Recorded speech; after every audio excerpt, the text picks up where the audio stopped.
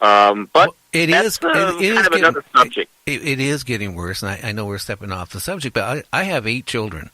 And out of the 8 children, 6 of them turned out good. 2 of them ended up with some issues, major issues. And a lot of it is, they get out of high school, they go do a little bit of college, they go out and think, oh, I can get a good job. Well, their good job is minimum wage or maybe a little bit more than minimum wage. Then they realize they can't survive on their own, so they either have to come back and move in with their parents, and then they feel ashamed of themselves. They don't understand what's going on with the economy. I mean, we're told the economy is doing really good. Yeah, it's doing really good on low-paying service-type jobs. So a lot of people are out there, they're unhappy, totally unhappy. Then they mistrust the government.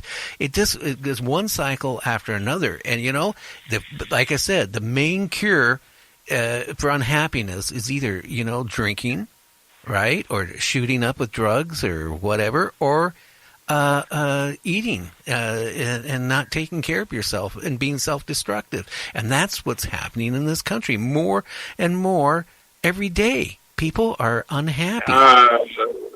Let me, I don't disagree with that, but I just, for your listeners' sake, there is a difference between being unhappy and being shame-based.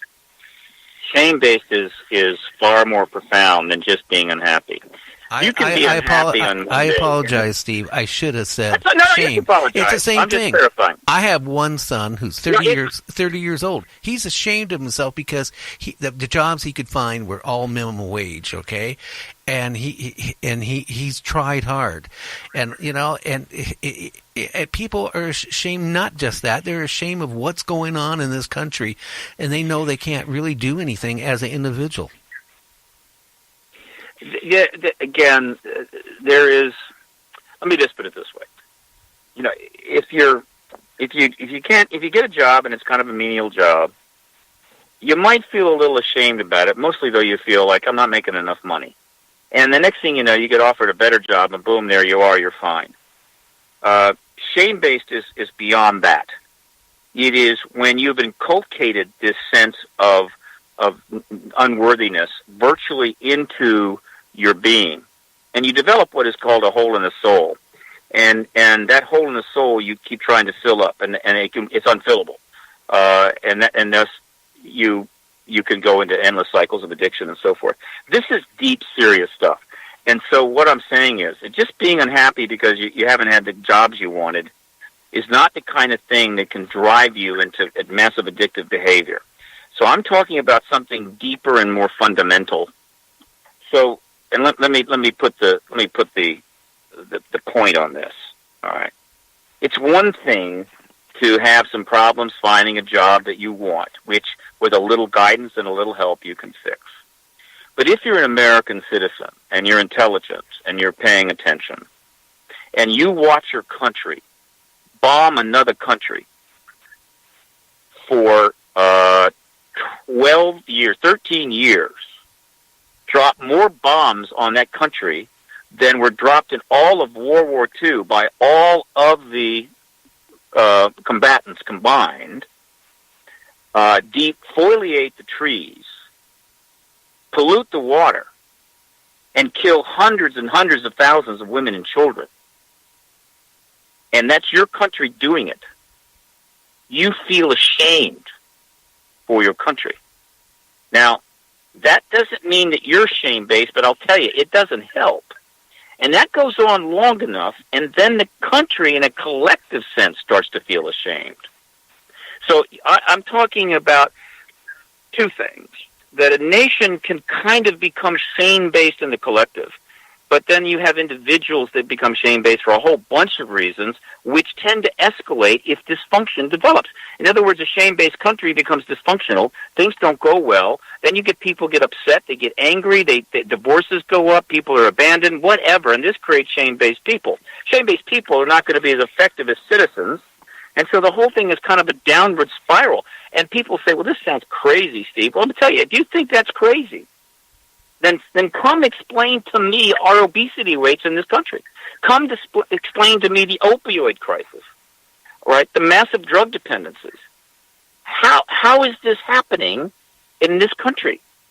Obviously, something is really, really wrong here, because people don't. I don't know anybody that gets up in the morning and says, I'm not an addict, but God damn, I'd like to be one. I want to become one as soon as possible. No. We got major problems, and I've been around the world. I've been to a lot of countries, at least 20, and I can tell you that good people, good, caring people, are worried about us. You get into a discussion with them, and you don't come at them with some American superiority thing. You just talk frankly, and they say, "We're worried about you. It's awful what's happening to the people themselves, and the unnecessary suffering in a nation so great." Look, the world is not easy. The world is tough. In Yemen right now, well, not in the past, in the recent past, and what would be the recent near future, several million people are starving to death or are going to starve to death, including 1 million plus children. Millions of people are starving to death. We don't talk about it because it's politically not cool to talk about it, but it's being that starvation and this suffering in Yemen, which is just off the scale, is being driven by one of our closest allies, the Saudi Arabia. I'm ashamed about that, but most people don't even know about it because the hurricane, the political hurricane, shuts everything out. Now that's suffering, right? But that's just pure suffering. That's pain and death. That's not the same thing as a population that doesn't have that kind of suffering, literally destroying itself because of the lack of self-worth and shame. The people in Yemen are not ashamed; they're just dying. Right? Now, I don't know what's worse: being in a situation like that and just starving to death, or slowly, coming apart at the seams and becoming a self-destructive person and dysfunctional. I don't know what's worse, but obviously we're not Yemen. But and the tragedy with America is that its potential, what it could do, what's possible here is so great that to go the road we are is a double tragedy. I mean, some countries, they just very few options. And if they can just keep it together, we're not one of those countries. We're squandering our ability, our power, our potential because of grotesque dysfunction, extremely bad politics, extremely bad decisions. And one of those decisions, just so we get back to what this show was about, was the fact that when the most extraordinary thing in the history of the human race came along, which was the escalation in the modern era while we were a global civilization, not some small nation 7,000 years ago or just tribes cruising around the belt 100,000 years ago, but now a global technological civilization, which means we're on the cusp of possibly connection to the galaxy. When that truth came along, we were so wrapped up in our desire to blow everything to hell that we essentially locked it down. While I respect the decision of the military intelligence complex in 47, I can make a pretty damn good case. If we had announced the ET presence in 47, which we almost did, almost happened, in spite of our intentions, a great deal of the worst that happened since 47 may not have happened. Oh, yeah. In other words, that truth would have transcended. Instead, we made a colossal lie, because that was the reaction. That's what you do. You have to create a colossal lie to deal with this, instead of let's just tell the truth and see what happens. And this is, I'm trying to be sympathetic here, but I'll tell you, once you create a colossal lie and get away with it, you create more lies because you see you can get away with it, and before you know it, you're lying about everything. All right, and that's called institutional lying. And the phrase that I have come up with that I use now to lead off my presentations is that the tragedy of institutional lying is when the truth finally shows up, it's not recognized. And that's exactly what is happening now. Boy, that is so true. I mean, the point is this one lie after the other, and it just keeps escalating. So I don't know. Michael, you still out there? I'm still here. I'm fascinated with Steve's, scenario that he's laying out for us and what we need to do to fix it. That's fantastic. Well, you're a lawyer. I mean, what would you do, Michael, to try to fix it? What would your first suggestion be? Well, obviously the disclosure thing seems to be escalating. So something is going on, and there seems to be some kind of pressure that is forcing this along. So I'm just wondering whether Steve has an opinion about in the post-disclosure world that might be coming down the pike. Do you foresee like some kind of a Nuremberg trial situation, or do you think that there should be some kind of an amnesty program to fix all this if and when it happens? Very prescient of you. I have stated this many times. I'll state it again here. But the last thing we want to do is litigate this for the rest of the century. This history is complex, and this is history at a level that you almost cannot litigate it. And so, essentially, I'm going to support immediately. I mean, I'll come right out publicly immediately after disclosure and say, okay, we need to set up an amnesty program as quickly as possible. An amnesty program is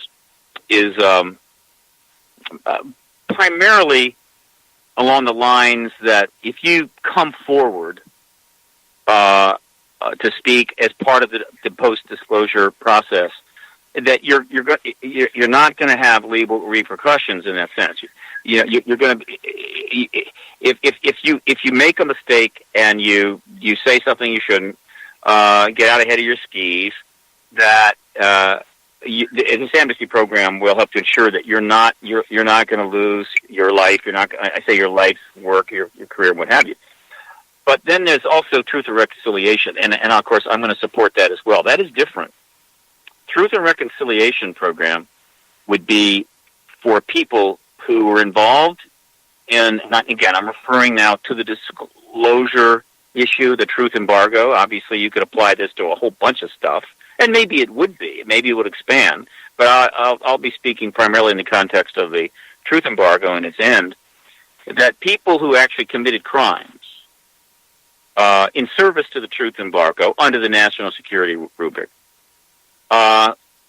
if they come forward and tell to the appropriate body, council, everything that happened, what their involvement was, and so forth, that they would be reconciled back to society.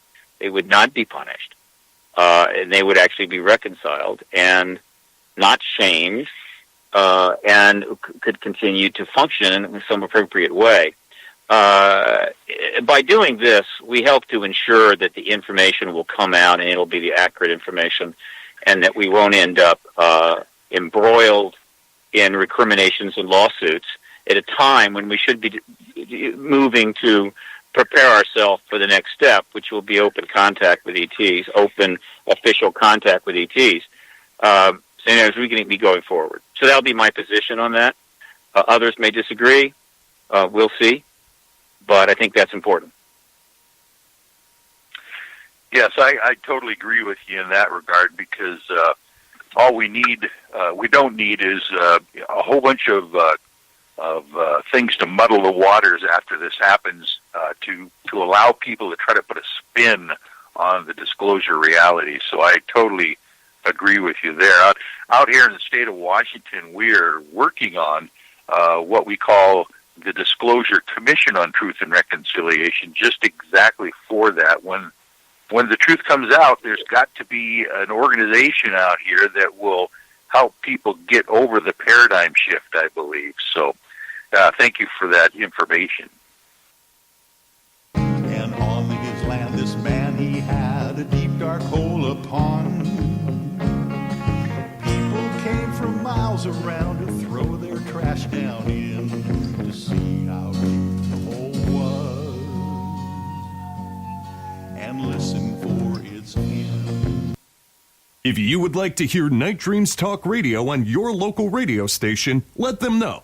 Tell them to check out www.nightdreamstalkradio.com, and thank you. Please check out the Night Dreams Talk Radio website at www.nightdreamstalkradio.com. Also, if you want to keep our show free of advertising, Just hit the donate button. Give a buck or two. Remember, all prior shows are always free.